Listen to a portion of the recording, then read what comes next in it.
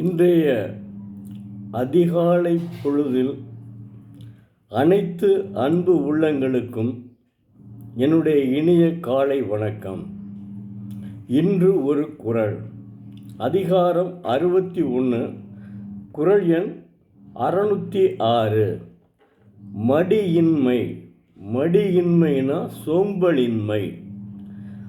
படியுடையார் பற்று அமைந்த கண்ணும் மடியுடையார் மாண்பயன் எய்தல் அரிது. அற்புதமான குறளுங்க. இதெல்லாம் உண்மையிலேயே ஒவ்வொரு மாணவனும் தெரிஞ்சுக்கிறணும். சொல்கிறேன் கேட்டுங்க.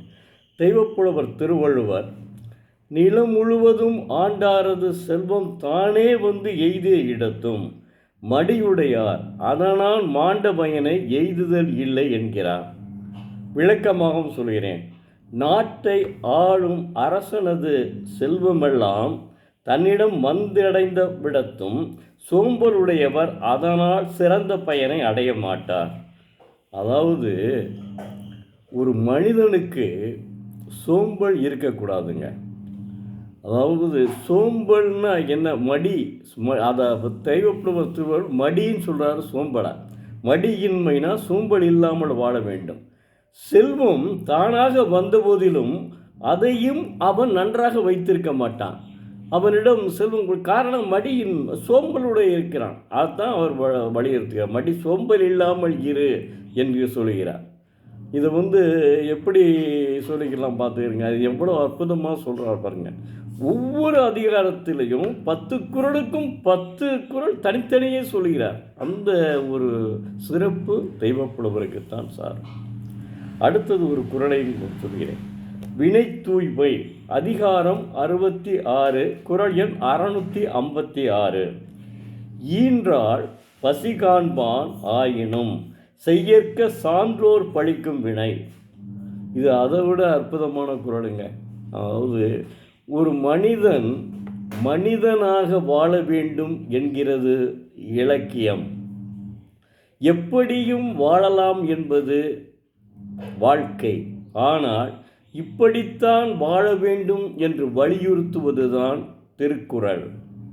இதுக்கு மேலே நாம் என்ன சொல்ல வேண்டும்? அவ்வளோ அற்புதமாக எழுதியிருக்காருங்க. இந்த குறளை கேட்டீங்கன்னா உங்களுக்கே ஒரு விசித்திரமான உணர்வு ஏற்படும். பாருங்கள்,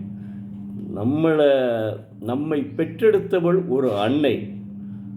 அவளுக்கே பசி வந்தால் கூட நீ சான்றோடினுடைய வாக்கிலிருந்து தவறக்கூடாதுன்னு சொல்கிறாருங்க. சொல்கிறேன் கேளுங்க. அதாவது ஈன்றால் பசி காண்பான் ஆயினும் செய்யற்க சான்றோர் பழிக்கும் வினை. தெய்வப்புலவர் திருவள்ளுவர் தன்னை பந்தாளது பசியை வறுமையால் கண்டு இறங்கும் தன்மையாயினும் அறிவுடையார் பழிக்கும் வினைகள் ஒருவன் செய்யா தொழிக என்கிறார். அதாவது விளக்கமாகவும் சொல்கிறேன்.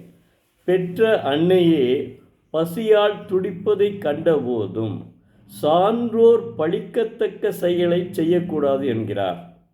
எவ்வளவு அற்புதமாக சொல்லியிருக்கார் பாருங்க. தான் பெற்ற அன்னை இப்போ தன் பெற்ற தாய், தன் பெற்ற அன்னை பசியால் துடிக்கிறாளுங்க. இவன் என்னன்னா அவளுக்கு சான்றோர் என்ன சொல்கிறாங்க? திருடக்கூடாதுன்னு சொல்கிறாங்க, பொய் சொல்லக்கூடாதுன்னு சொல்கிறாங்க, இப்படி கொலை செய்யக்கூடாதுன்னு சொல்கிறாங்க, இப்படி பல வழியிலையும் சொல்கிறாங்க. மனிதனை துன்புறுத்தக்கூடாது என்பது தான் சான்றோருடைய வழி. அந்த சான்றோர் செய்யும் செயலை செய்து அதாவது சான்றோர் பழிக்கத்தக்க செயலை செய்யக்கூடாது. இப்போ சான்றோர் பழிக்கத்தக்க செய்து அவர் தன்னுடைய அன்னையினுடைய வயிற்றை காப்பாற்றி பசியை போக்கிவிட்டார் என்றால் அவன் நல்லவன் அல்லன்னு சொல்கிறார். பாருங்கள், இதுக்கு மேலே என்னங்க வேணும்?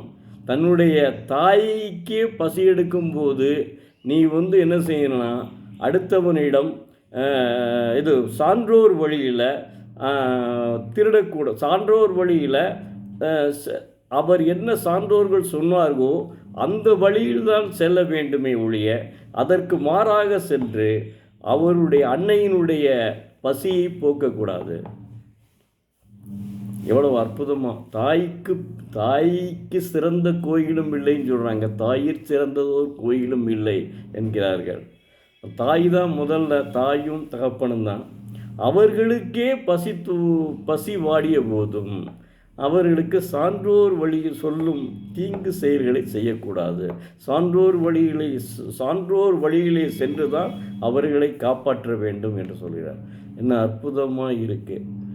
இப்போ பார்த்துக்கிறங்க, இதுதான். அப்போ அவர் என்ன, எந்த சூழ்நிலையிலும் நீ சான்றோர் வழியில்தான் செல்ல வேண்டும். உண்மையிலேயே ஒரு திருக்குறள் புத்தகத்தை 1330 குறள்களையும் ஒருவன் நன்றாக படித்து விட்டால் நிச்சயம் அவன் தவறு செய்ய வாய்ப்பே இல்லை. ஏன்னா, அதாவது வாழ்க்கை என்பது வாழ்வதற்கே. அந்த வாழ்க்கையை நலமுடன் வாழ வேண்டும், தீமையுடன் வாழக்கூடாதுங்க. அதனால் நீ இப்போ ஒரு தற்சமயம் உனக்கு மகிழ்ச்சியாக இருக்கலாம், ஆனால் கடைசி காலத்தில் உனக்கு அது ஆபத்தை கொடுக்கும். நிச்சயமாக அது மாற்றமே கிடையாது. அதனைத்தான் தெய்வப்படுவர் அற்புதமாக உணர்த்துகிறார். தயவு செய்து மாணவ செல்வங்களே, இப்போதிருந்தே ஒரு திருக்குறள் புத்தகத்தை வாங்குங்கள். வாங்கி அல்லது பெற்றோர்கள் வாங்கி கொடுங்கள்.